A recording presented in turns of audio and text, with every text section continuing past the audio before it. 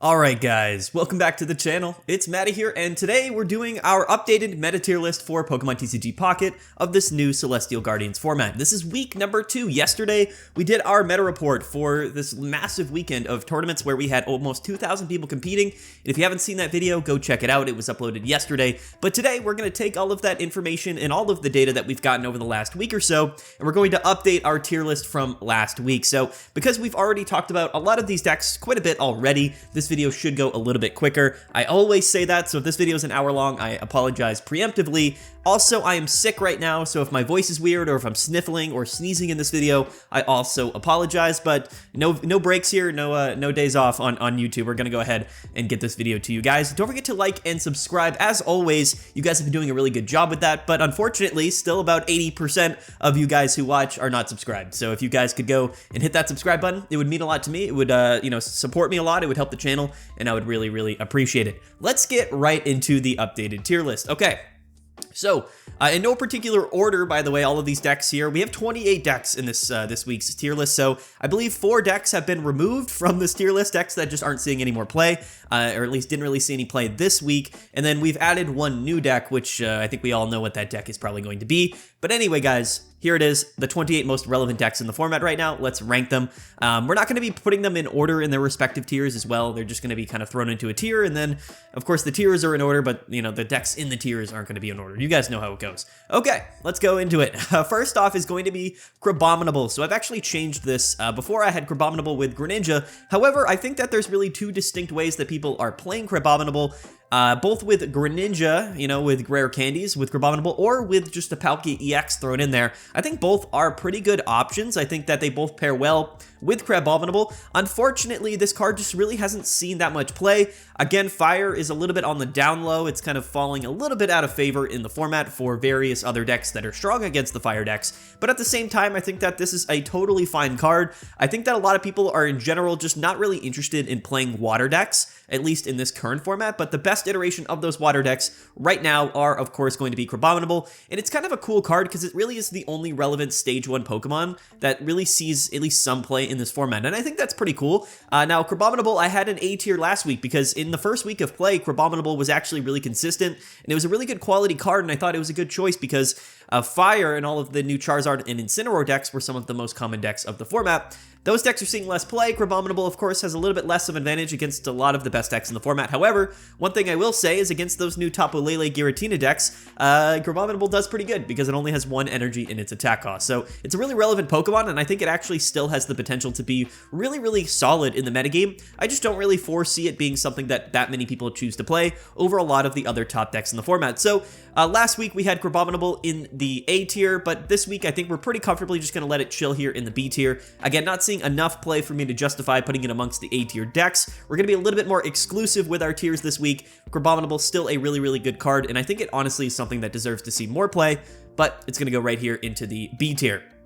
Alright, and now let's take a look at Giratina and Darkrai. So, I think we'll put on the screen an updated Giratina Darkrai deck. In fact, I believe the deck that won the Gods League tournament this weekend was actually playing 1 copy of Kamala in their deck, specifically to kind of counter the Oricorios. Kamala is kind of a counterplay directly to Oricorio, which is pretty cool. And Giratina Darkrai, truthfully, is still the #1 deck in the entire game. There's so many people that are counterplaying this deck list, and what that tells me is that Giratina Darkrai is still the major player. It is still not only the most played deck of this format, but it is one of the highest win rates, if not the highest win rate deck out of really any of the decks in Pokemon Pocket right now in this format. For that reason, basically, I think that the format in the metagame is kind of shaping around Giratina Darkrai, or at least it will as time goes on. In the first week, people didn't really counterplay it that much, and it still had a really, really high win rate. It did get finals and actually won, I believe, like I said, the Gods League tournament, so still placing extraordinarily well. This is a deck list you're going to see a ton. It's probably still the #1 deck to be playing on the ranked ladder. Super consistent, only basic EX Pokemon. You don't have to play rare candy. You don't have to get the combo out. We've got 16 spots in our deck for trainer cards. We can play Hand Disruption. We can really kind of tailor this deck list to be however we really want it to. And again, like I said, we can also tech in things like Kamala and other cards that are really, really good in that Oricorio matchup. This is the pinnacle of Pokemon Pocket, and it has been since last format. There's nothing I can say, no matter how much we counterplayed for it. Enough people are just going to be playing this deck list that it's going to perform really, really well. So for that reason, we're going to go ahead and put it in the S tier, and I don't think it's going to move out of the S tier, unfortunately. Maybe next week or the week after that, if really counterplay like jumps up really heavily for Giratina Darkrai, then maybe it falls out of the S tier, but for now, it really is controlling things as far as the metagame goes, so we have to go ahead and put this deck in the S tier. Okay. And we also have Charizard and Moltres EX. This is going to be the Genetic Apex Crimson Storm or Crimson Flame. I forget what the attack's called. Charizard EX, the original one, the OG Charizard. Now, I actually was a little bit disrespectful towards Charizard last week. Its performance in the first week with all of the Oricorios flying around, it really was quite poor. And in fact, this is a deck list that does actually get better with Rare Candy, but still, we haven't really seen it see a lot of play or success really in the last couple of weeks. There's a lot of new, I should say, fire decks that are doing quite well, and I just think that it's hard for me to justify choosing this particular deck. Again, with the really tough Oricorio matchup against really any other decks that are kind of in the format right now, especially fire decks. So what we're going to do with Charizard is we're going to kind of maybe be a little bit less harsh on this deck, and we're going to put it in C tier this week. However, I really do think that as far as the fire decks go, this really isn't something that I would consider playing. And as far as really any of the decks go in Pokemon Pocket right now, it really kind of feels like it's kind of being left behind for a variety of reasons. I think the major reason for that is Oricorio. But there's other fire type cards that are really, really good. And again, most fire decks, you kind of want to pair at least Incineroar in there somewhere. That way we can at least guarantee we're doing some damage towards Oricorio. So that's, again, kind of a big reason why this particular Charizard isn't something that I think is probably something we should play, but it's not a D tier deck, I don't think. Last week I put it in the D tier because I thought it was completely wiped off the face of the earth, but some people have played it. It is still winning games. It's a somewhat respectable deck, so it's going to fall into the C tier this week. I'm sorry for any of the people that were upset that we put OG Charizard in the D tier last week, but I still think it's a pretty quality deck. So let's put it in the C tier. Okay, next up we've got some Oricorio decks. The first one is actually going to be Dragonite. And Dragonite Oricorio is a legitimate deck list. I know that some people thought it was kind of a meme that I put it like in the B tier of last week's tier list, but it is a completely legitimate deck list. It's something that we have to consider truthfully when we talk about decks that people are playing in the format. Now, I don't think that Dragonite really took over the metagame, and I don't think it really will take over the metagame, but one thing I will say about this deck is that it's a lot better than people give it credit for. Again, I also kind of feel like it's a deck that deserves to see more play, but when you're talking about tournaments and metadata for Pokemon Pocket, it's hard to justify something that's a little bit less proven, and also something that just doesn't have that much, I guess, play rate, because it's hard to know exactly how good the deck really is. I'm sure some people have played this in tournaments and been really successful. Last week it did get top 4 at a fairly large 400 player tournament, and I have seen it in the ranked ladder, and I know that there are some people playing this deck in Master Ball rank. It's not something that I really choose to play in Master Ball rank, but again, a totally quality deck that is, again, in the metagame, and it's not a meme whatsoever. It really is a true deck. Oricorio can carry it. Dragonite itself is still a bad card. However, Oricorio was also running Lightning Energy, so there is some synergy, and again, we can play Iridas, and we can do a lot of different things with this deck. Unfortunately, it's hard for me to really give it too much credit just because it hasn't seen that much play. So what we're going to do is kind of put it in the B tier. I'm still confident that it's a B tier deck. I think it was B tier last week. And I think it's kind of similar to Crabominable in the sense that it's certainly good in some matchups.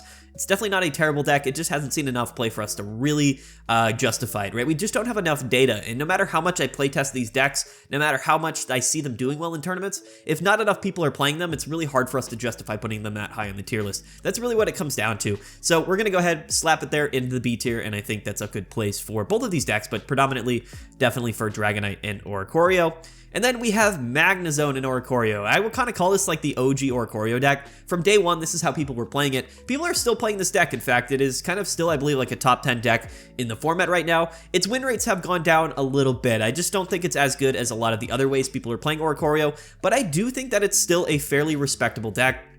I think that it's certainly something that could win at any given time. Last week, I was a little bit high on this deck because it did make finals of that Ursa Days tournament, but if we take a look at the amount of people that are playing it, and we take a look at its average win rate, especially compared to the other ways that people are playing Oricorio, we definitely see that this deck isn't, I guess, like really kind of top tier material.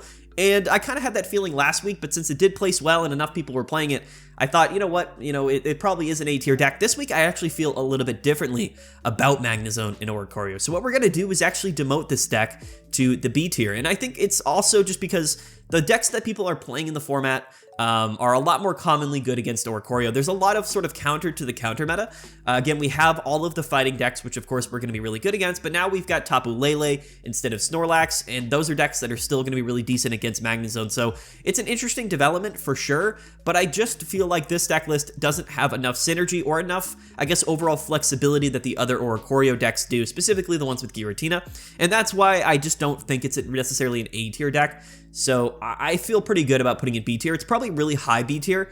And again, I said this last week on our tier list, but if any decks are in the B tier, that doesn't mean that they're bad. It just means that they're either not seeing enough play or they're not really having enough success for me to really call them A tier decks. B tier decks are all really good. I would just be pretty surprised if we saw them sort of win a tournament in the upcoming weeks. And for that reason, I think that this particular Magnezone deck also deserves the B tier. You can play these decks in Master Ball rank, and you can probably grind and rank up pretty effectively with them. I just don't know if, again, I can really justify them putting in the A tier. I want to be a little bit more exclusive with our A tier this week, as well as our S tier. So Magnezone Oricorio, about a 47% win rate this week across both of the two tournaments, 46, 47. That is a pretty big decrease from last week. We're going to go ahead and put it in the B tier. All right, let's talk about all of the fighting decks. Let's just knock them all out at once because they are all very similar, but they are all different in their own capacities. First off, let's talk about what I believe is probably the best way to play the fighting decks, and that is going to be Garchomp. I think that Garchomp is actually just really good. It's actually settled in right now as about the 4th or 5th most played deck of the format, which is actually pretty, I guess impressive if you kind of look at where Garchomp came from last week, which was hardly any play. It has a fairly consistent win rate. It's floating at around 50 to 51%, and I think that's pretty good for Garchomp. It does do well against the new Tapu Lele deck, which is probably going to be very, very common, so I give it some credit there. It's certainly a deck that can struggle in the Darkrai Giratina matchup, and it can struggle against the fire decks as well, but it's very fast-paced, it's very flexible, and I think it is certainly a very, very good quality deck. I had this S tier last week, and the reason why I put it in S tier last week was because so many people were playing Snorlax, and we were really, really good against Snorlax. Now, unfortunately, those Snorlax decks are probably going to all shift to either playing Oricorio Giratina or Tapu Lele Giratina, or just Darkrai and Giratina, and I think all of those matchups have a good enough matchup against Garchomp that I just don't necessarily think it's S tier anymore. I think the fighting decks are all really, really great choices, but like I said earlier, I think that the S tier is becoming a little bit more exclusive, and most of the decks that I kind of think were really good meta calls last week are going to be changed pretty heavily in terms of their position in the metagame, and that's mainly because of the wrench that was kind of thrown in here because of Tapu Lele this week, and I think that Tapu Lele is a major player. We'll talk about it in a little bit, but Garchomp's still really great. I think we're going to put it like high A tier, a really, really good choice. I think all of the fighting decks are really, really good, so I think that they certainly deserve, at least a few of them deserve an A tier mention. I specifically like Garchomp because I feel like with Lily and then with Cyrus, with its high HP, its ability to attack for 1 energy, and then being backed up by Rampardos, it really just feels like a deck that can beat anything at any given time, even though its matchup spreads go up and down depending on, what decks are seeing more play in the metagame. I think it's still like a major player, and I think you're going to see a lot of them in Master Ball rank.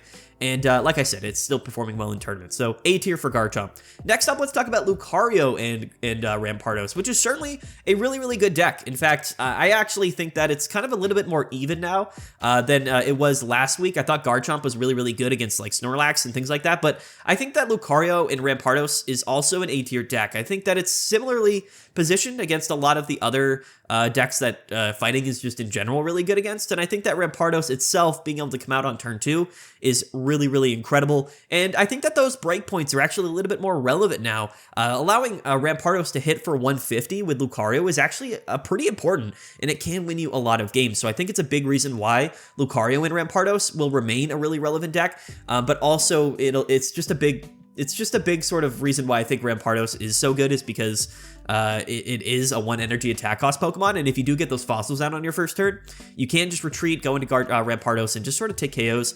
Meowscarada is really common in the format as well. It's becoming a little bit more commonly played. We'll talk about it a little bit later. The grass decks are on the rise, and I actually do think grass is a really, really great, I guess, inclusion in the format, but the thing with Garchomp is that it's It's a stage 2 EX Pokemon, so it's worth 2 prizes, but it's also weak to grass.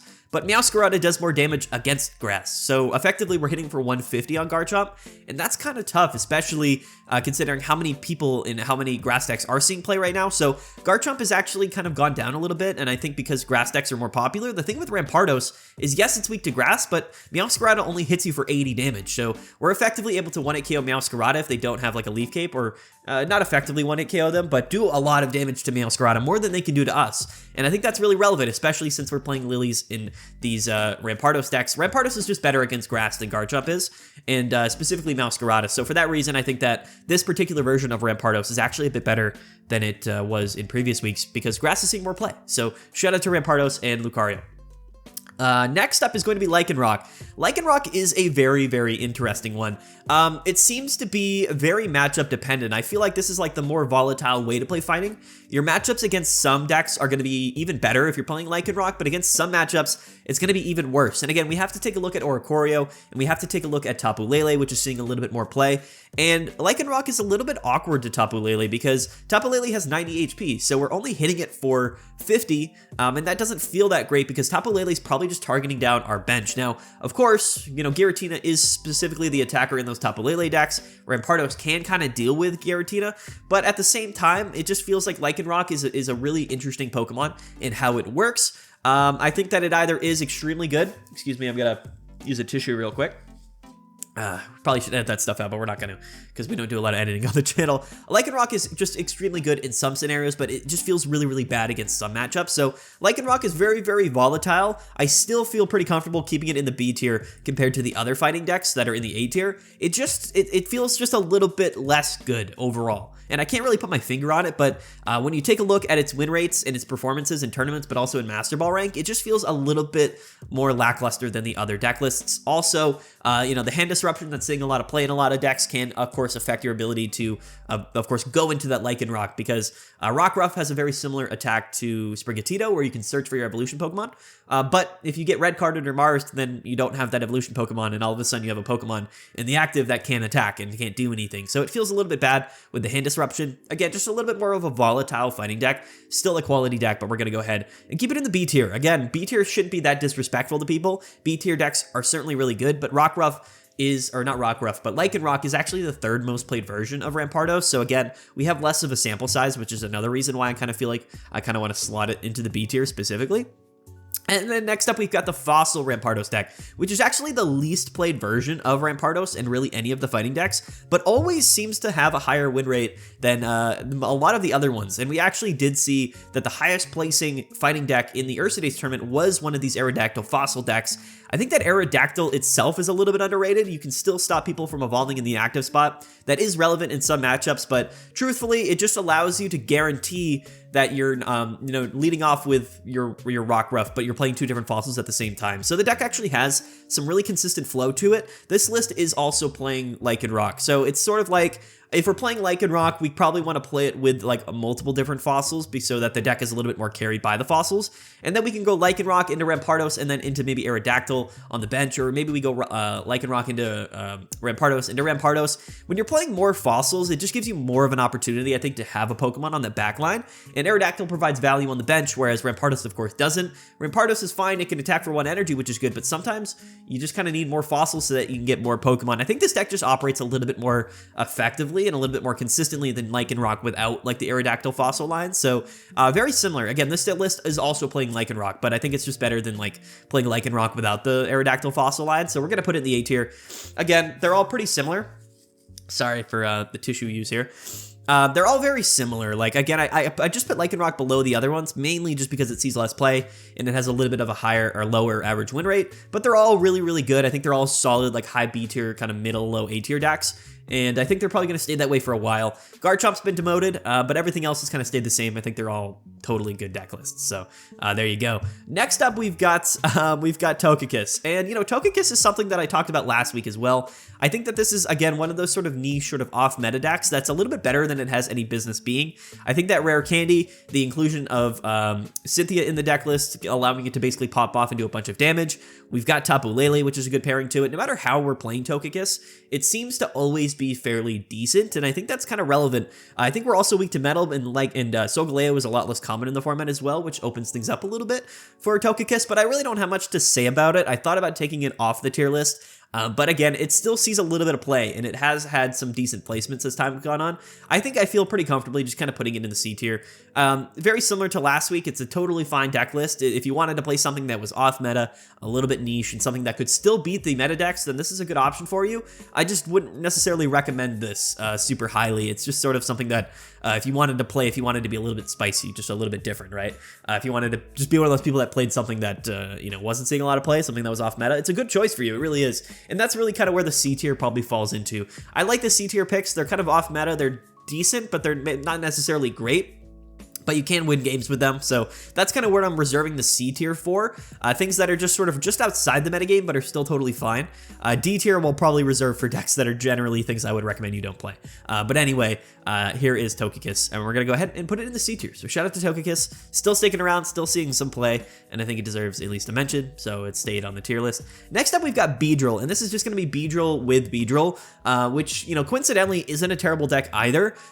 It's just something that I feel like it doesn't do very well against a variety of different decks in the format. You get kind of bodied by fire decks, which are becoming less popular, but with Oricorio flying around, with the Giratina decks, even Tapu Lele, there's just so much stuff here that I feel like Beedrill does well against. And yes, you could get lucky and you could run into,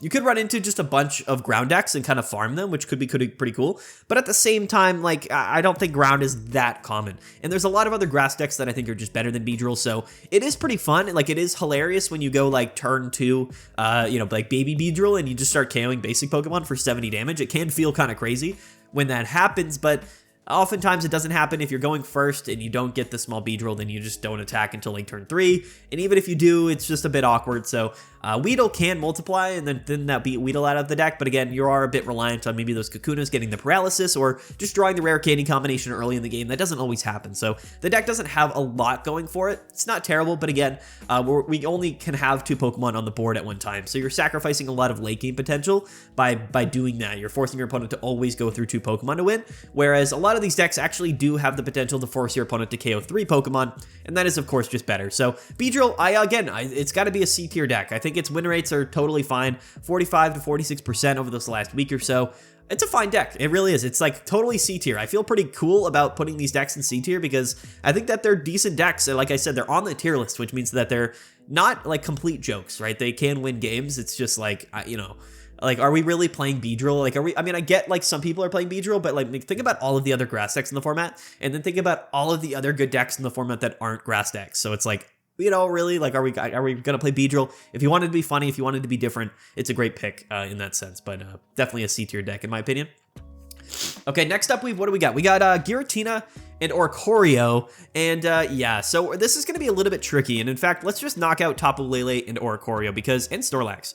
Let's just knock out all of these Giratina decks, because unfortunately, the Limitless platform where we kind of get all of our data from is having a bit of a struggle right now categorizing these decks properly. I have reached out to some people from Limitless, and I know some other people have as well. If anybody from Limitless, the platform is watching this video, or if anybody watching this video knows the people from Limitless, definitely reach out to them. I think they're aware of it, but basically, the way that they're categorizing these Greninja and Giratina decks is a little bit improper. Basically, all of these decks kind of fall under like the same archetype in categorization on Limitless, even though they're really different decks. So it's hard for us to get like true metadata right now. One thing I will say is that in playtesting these decks, they're all really, really strong. And of course, 2 of these decks have actually won the last 2 Ursa Days tournaments, and one of them has gotten top 4 both times. So they're all really impressive decks. Let's first of all talk about Oricorio and Giratina. And this is probably, in my mind, like, it's hard for me to say because I did say that Giratina Darkrai was the best deck of the format. But if you're talking about the best deck that specifically you would play that's good against Giratina Darkrai, I believe that this is it. And I put this deck in S tier last week, and the reason why I did this, in fact, we actually have 2 on the tier list, so this is interesting. I have Giratina and Oricorio and Greninja and Oricorio, but these are effectively the same decks. So I guess we'll just we'll not rank this one. We'll just kind of categorize it as Giratina.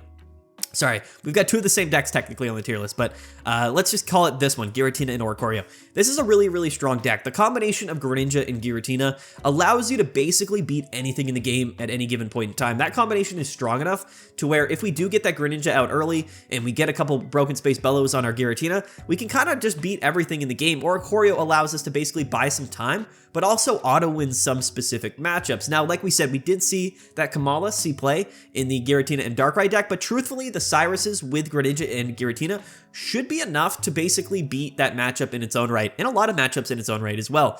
Oricorio is a card that I think a lot of people feel kind of iffy about in terms of how it's impacted the metagame, but one thing I will say is that, and I said this last week, is that it's split the format into 3 categories, whereas before the metagame was split into 2, which was like your top deck and then your counters to the top deck.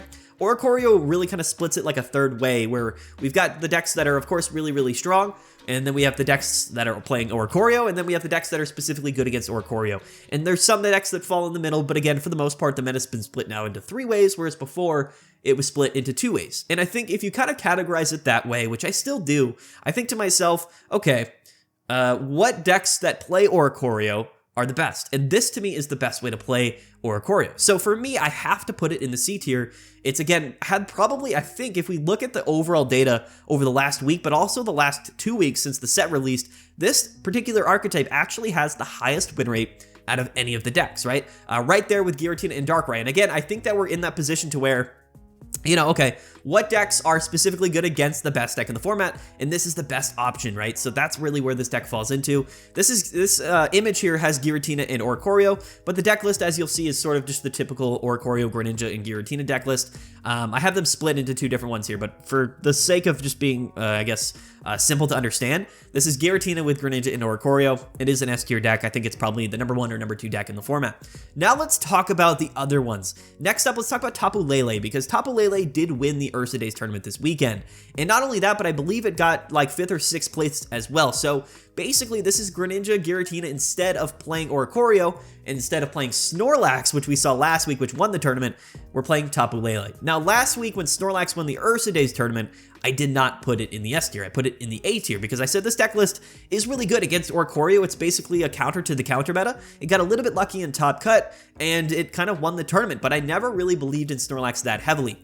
Now, what's funny to me is that a lot of the people that played Snorlax, or I guess sort of the position that Snorlax Giratina had in the last format, has kind of been shifted over to Tapu Lele. And Tapu Lele kind of functions a very similar purpose. It's good against Oricorio and Giratina, but it's also good against Darkrai and Giratina. So now we have a deck list that is, again, a little bit inconsistent, a little bit awkward, but at least has decent matchups against the other 2 top of those 3 categories. You know what I'm saying? So we've got Giratina, Darkrai, Giratina, and Oricorio, and now I think we have Giratina and Tapu Lele, which again is kind of taking over that place of Snorlax. And Snorlax I didn't have in S tier last week, I had it in A tier, but the thing with Tapu Lele is that it kind of functions similarly to Snorlax, but it's just better, I think. So for that reason, I'm actually going to be putting Giratina and Tapu Lele in the S tier. And again, it's not because it won this week. I just think that it's overall, especially from a tournament meta perspective, a really, really good option, because if you take a look at the decks that are going to be in day 2 and in top cut, you're more oftentimes going to see these Giratina Darkrai decks and Giratina and Oricorio decks. So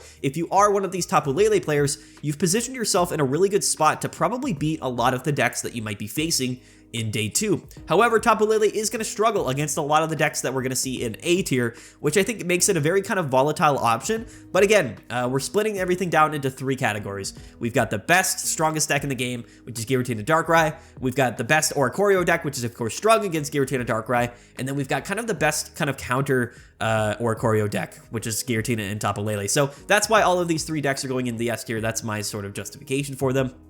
Next up, let's talk about our guy, Snorlax. Oh man, Snorlax, he's kind of fallen off, I'm not gonna lie. And I was preemptively a little bit not that high on Snorlax last week. Again, it did win, but I told you guys, it wasn't an S tier deck. And again, the inclusion of Tapu Lele and then the increase of all of these fighting decks, which again, over the last week, has been pretty massive. Or not Giratina, but all of the fighting decks with Rampardos and Garchomp and stuff are really, really common. If you were to bundle all of the Rampardos decks into one category, they would actually probably be the 2nd or 3rd most played decks of this format, which is kind of interesting.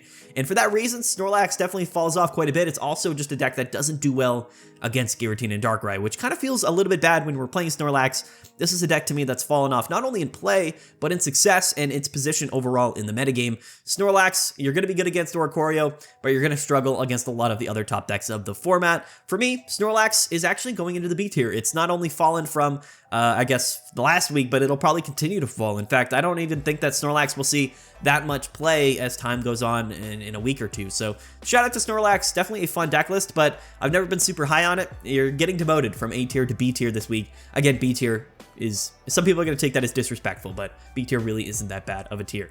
Okay, next up, what do we got? We've got Gengar. And you know what? Gengar was another one that I kind of decided to leave on the tier list for one reason, and that is because we need decks in the D tier. That's really what it comes down to. There's got to be D tier decks. We can't make a tier list without any bad decks because then the D tier is empty. So a couple of the decks on this tier list are kind of here just to go into the D tier. Gengar really is that option. The issue with Gengar is that it doesn't attack for, I think, it only attacks for 3 energies, and it only does 100 damage, which is really, really bad. Its effect is good. Maybe it's 2 energies, actually. It might be 2 energies, 100. I forget. Either way, Gengar isn't a very, very good card. It just doesn't do enough damage. And a lot of these Stage 2 decks are playing Lele. From an attacker standpoint, it actually kind of falls under the sort of the same thing as like Lunala. And Lunala does 100 damage for 3. And like the effect is really strong. Just like Gengar, the effect is really strong. And we have Rare Candy now. But with Lele running around in all of these Stage 2 decks, a lot of times we're not even 2 at KOing Stage 2 Pokemon and all of these EX Pokemon, so it feels bad, and it just feels like the deck isn't slow enough. The effect is really strong, but unfortunately, it kind of falls under the same criteria that Beedrill does, whereas a lot of times, or actually every time when you're playing this deck, your opponent only has to KO 2 Pokemon. And again, all of these other decks that are a little bit better than Beedrill and Gengar, you know, they only have to, or sometimes your opponent has to KO 3 Pokemon instead of 2. That's a massive disadvantage, truthfully, right? Like when I'm playing Garchomp, like sometimes I can lead off with Garchomp and then go into my Rampardos, go into another Rampardos, and then my opponent still has to deal with my Garchomp. Same with all of these Giratina decks. We can force our opponent to take to KO 2 non-EX Pokemon and then have to deal with Giratina. And basically every other deck in the game allows us to possibly force our opponent to KO 3 Pokemon. Beedrill and Gengar just don't really have the ability to do that, and I think Beedrill's better than Gengar. So Gengar, it's fallen into the D tier. I'm not going to say too much else about it. Next up, we've got Arceus and Crobat. Now, this is a list that, again, I spoke really highly on last week, and I thought it was a really, really good option. It still has performed extremely well. It's got a very consistent win rate, about 52 to 53%. To me, this deck list feels, and again, we're being a little bit more exclusive with our S tier, so for me, this is a deck list that I think is like a really good, solid, high A tier. It might even be like at the top of A tier. It kind of dominated at the top of day 2 in this tournament. It hasn't yet to win, but again, it's a deck list that doesn't really matter what it goes up against. All the things that matter with this deck is that we get our Pokemon out and we get them in the correct order. And if we do, we kind of just beat everything in the game. However, if we don't get those cards in the right order, we're probably not beating much in the game. So it does feel like a really interesting pick. If you wanted to play something that was completely kind of independent from your matchups and a little bit more dependent on the cards that you draw, this is a really good option for you. And again, it is, I call it like a high roller deck, meaning like, you know, you're either going to be extremely good or you're going to be extremely bad. And the matchups that you're playing up against doesn't really determine that. The cards that you draw determine that. So Arceus Crobat is effectively an incredibly strong deck, which is why I think it's a great tournament pick. But in ranked ladder, I don't necessarily think this deck is as consistent as a lot of the other decks. It's an A tier pick. It's a really, really great high A tier deck here. We're going to keep it there. I think it was the same place as last week.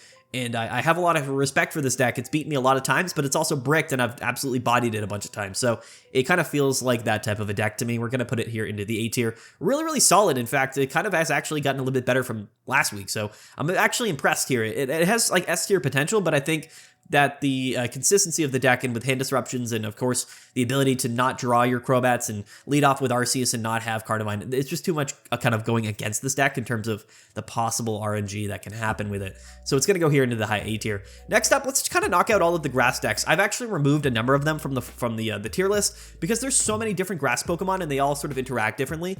We're going to go ahead and just sort of rank these 3 decks here. 2 of them are Meowscarada and then 1 of them is Celebi. Let's actually do Celebi first because like I said, I've removed a lot of these grass decks because there's so many different combos.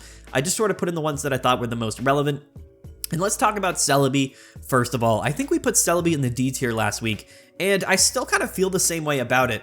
it's one of these decks that just feels like it can always win, but it just doesn't have enough going for it. I feel like no matter how you play this deck, even though it does have good synergy, we have Rare Candy now, Serperior can handle Oricorios. The problem with Celebi is that even with Leaf Cape, but Guzma's flying around, but even with Leaf Cape, we just don't have that much HP, and again, all of our damage is dependent on coin flips. So it's a deck list that just feels like it can't hang from a consistency standpoint with really any of the other top decks in the format. It's a deck that people still play, people still win with it, and again, you could make it to Master Balls with this deck, or Master Ball rank, and you could even kind of rank up into Master Ball with this deck, but I just can't really justify putting it very high on the tier list. To me, it is kind of also a quintessential D tier deck. I think that it's better than Gengar, but it's also just not something I think you should be playing. I know some people really love it, but again, if you really were to play like 1,000 games in Master Ball with Celebi, I guarantee you will be about 40 to 45% win rate if you're lucky. Like it's not something that I would definitely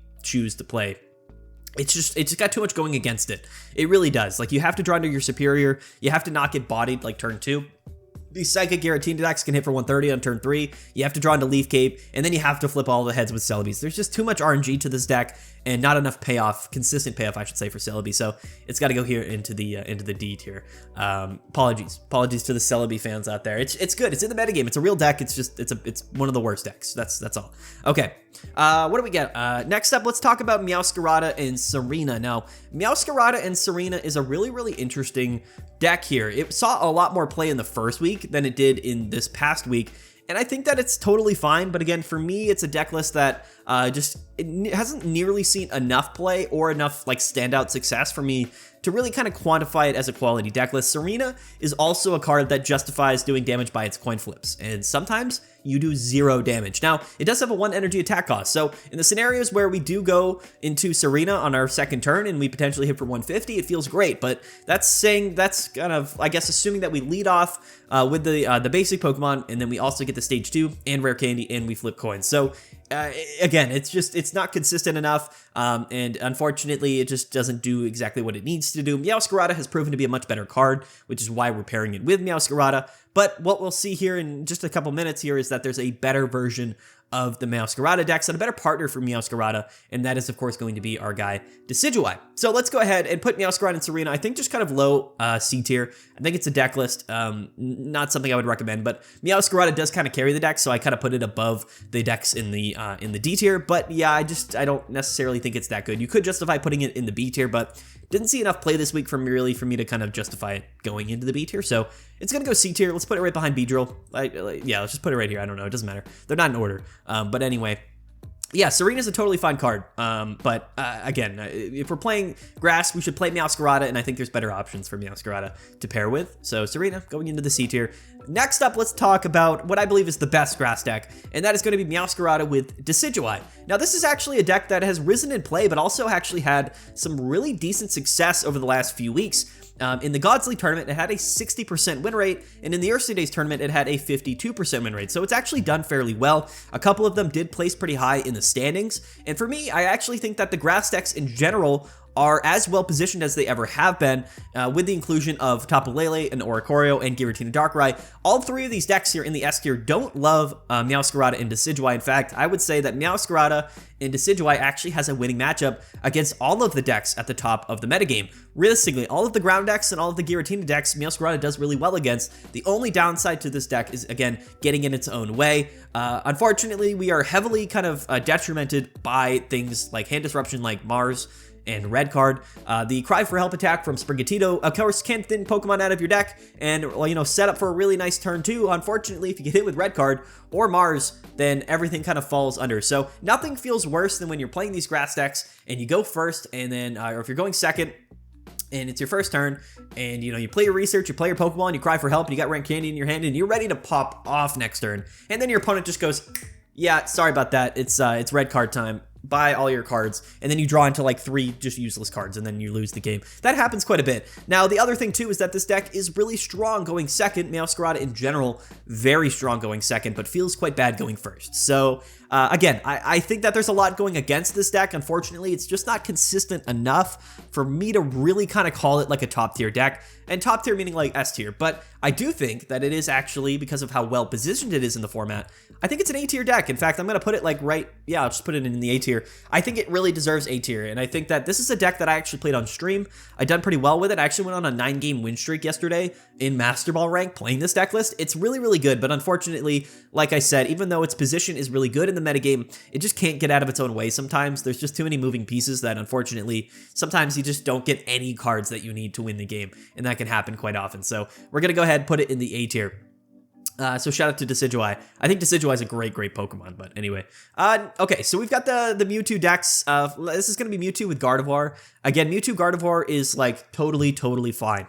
It's like, to me, it's right up here with these B tier decks where it's like, it doesn't see enough play, but it always has a decent enough win rate where it's like, yeah, I think more people should play this deck list. Mewtwo can hit for 170 with red, which is really, really good. It KOs a lot of stage 2 Pokemon. Gardevoir itself can handle Oricorio, so we're really good in the Oricorio matchups. But unfortunately, you know, Mewtwo is just sort of a little bit awkward. It's just a little bit of a strange deck list. It doesn't have like enough sort of perfect synergy, or I guess like a perfect flow. Its upside's really high, its low side's quite low, and unfortunately I think that's a reason why maybe not many people are playing it. But because not many people are playing it, it's hard for me to put it in the A tier. This is a deck amongst a lot of these B tier decks, I feel like does have A tier potential, but just doesn't have enough representation for me to really, I guess, sort of, you know, put it in the A tier. And that's the case with a lot of the B tier decks. That's kind of what the B tier is all about.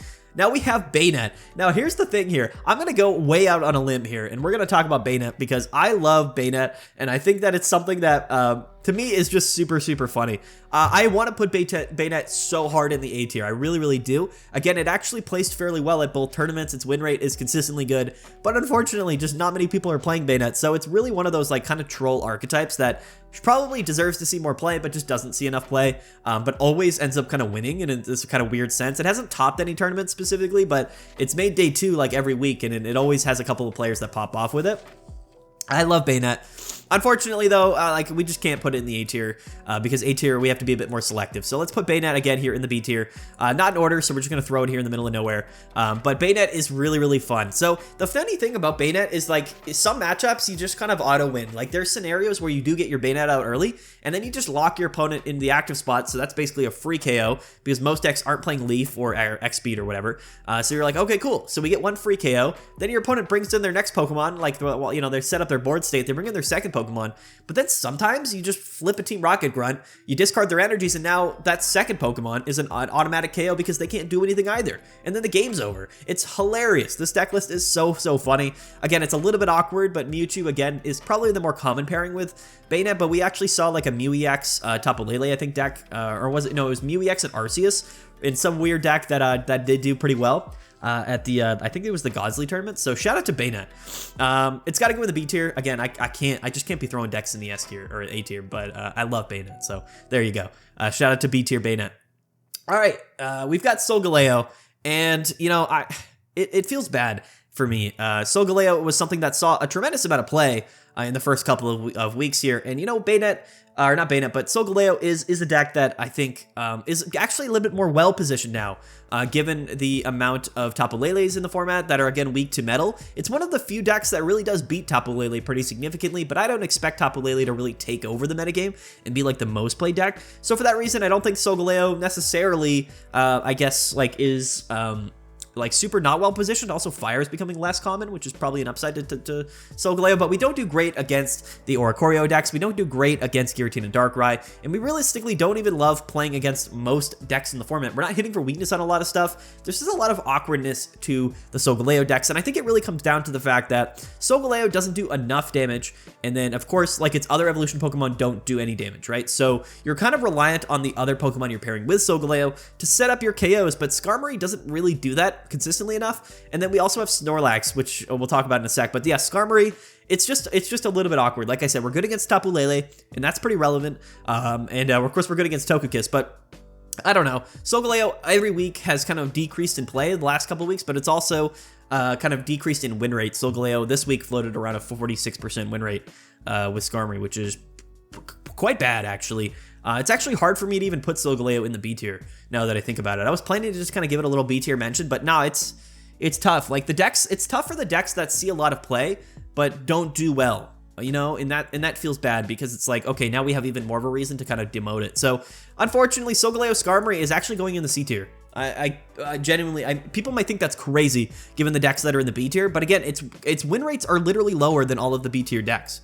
Like, quite literally, all of the decks in B tier are just winning at a higher clip than Solgaleo, and that feels quite bad. I guess we can put, like, Skarmory in the B tier because I think, like you said, Tapu Lele, you have a little bit of a better matchup. Fire's kind of falling out of favor, so you know what? I am going to put Skarmory, Solgaleo, like, in the B tier. Like, I consider it, like, a low B tier deck.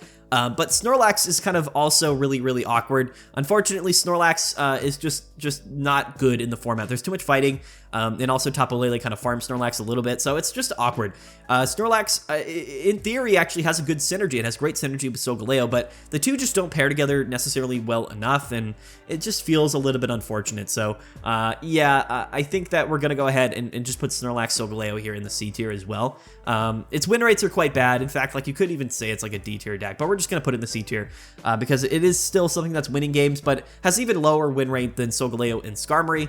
But sees less play as well, so it has to go a tier lower. I'm being a little bit generous, in fact, with these Solgaleo decks because, truthfully, like, the data this week shows us that this is C tier and this is D tier. But we're going to be a little bit, you know, we're going to save face a little bit and just put them B tier and C tier. I really would recommend that you don't play Solgaleo right now in the format. Again, unless for some reason Tapu Lele becomes the only deck everybody plays, then yeah, I mean, sure. And again, Fire's seeing less play, but it's still fairly relevant. It's still one of the more popular decks, so I just can't really justify putting Solgaleo any higher than that. So I apologize to the Solgaleo players, but I really, back-to-back weeks have recommended that you probably shouldn't play it. Okay, now we got the fire decks. We're going to finish this up by moving a little bit quickly. Again, this last deck here we're not going to be ranking. Let's actually rank Lunala and Giratina. So Lunala Giratina is an interesting one.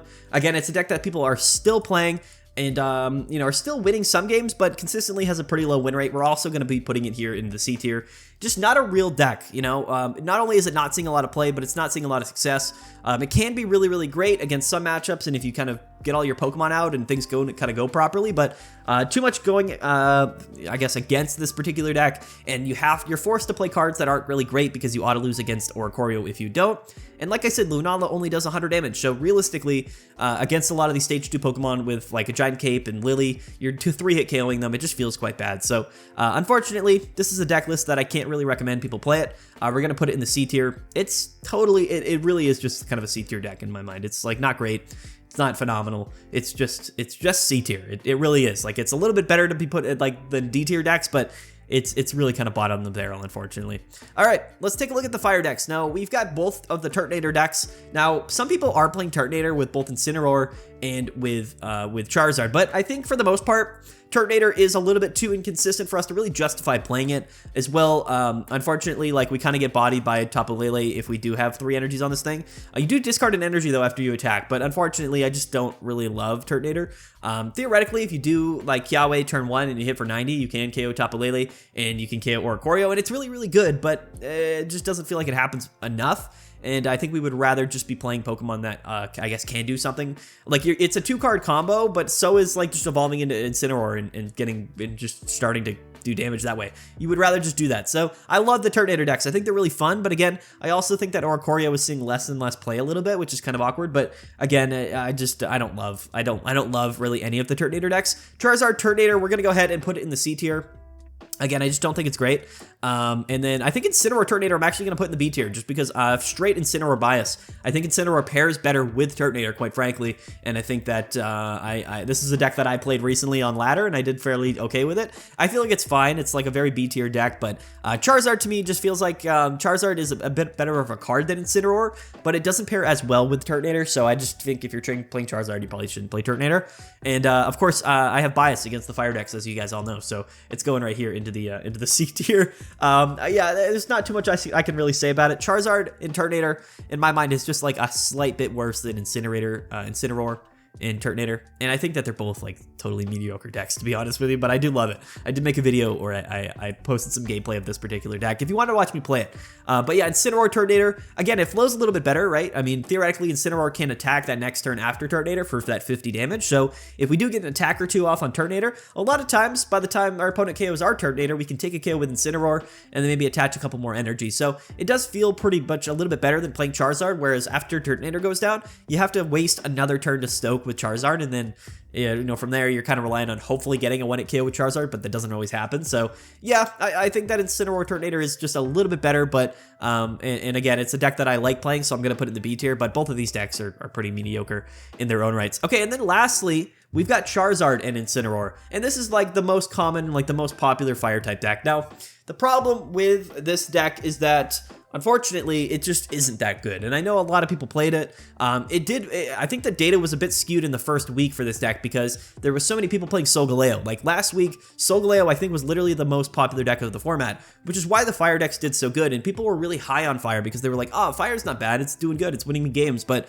nowadays, no one's playing Incineroar. In fact, most people are playing deck lists that you're not good against, and overall, the deck just isn't consistent enough, and it's not even strong enough to take big hit KOs. Typically, when you're playing ramp decks, you either have to be really, really consistent or really, really strong, and I think that Incineroar Charizard is neither the most consistent ramp deck, nor is it the most strong ramp deck, so it's kind of in a really awkward position, and unfortunately, I think for me, I just can't really see this deck being an A tier because of its matchups being just so much worse this week, and how the meta has been shifting over the last week. So Fire is on the down low.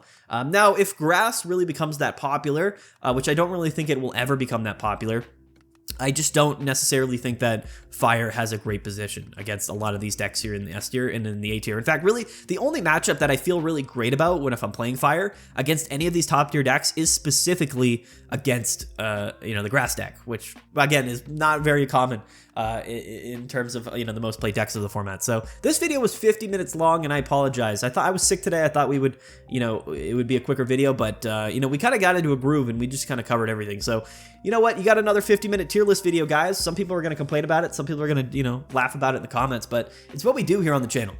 A short video for me on doing a tier list is 50 minutes. So I feel like we hit our mark pretty significantly. Let's wrap this up, guys. Here is our tier list for this week. Again, this deck list here is the same as Greninja and Giratina and Oricorio, so we're not gonna rank it. In fact, well, I put it on the tier list and now I can't take it off the tier list. So anyway, it would be up here. It's the same thing as this. These are the same decks, so I don't know. All right, guys. Comment below what you think. What would you agree with? What would you disagree with? I think that things are changing a lot, realistically. Tapu Lele didn't exist last week, and, a lot of the decks that were really, really good in the first week are barely seeing any play this week, which is kind of crazy, but that's how quickly the meta changes. So, yeah, comment below. Let me know what you guys think. Don't forget to like and subscribe. Thank you guys so much for watching. I appreciate all of the support. Stay tuned. We got videos coming all of this week. Even though I'm sick, I will definitely make those videos, and I don't even know if you guys noticed I was sick. I mean, I don't know. I am sick for sure, but you know what? We're troopers. We get it done. No days off here on YouTube. Doing our very best. So, all right, let's get out of here, guys. Peace out. Have a good one. We'll see you guys next time. And yeah, bye.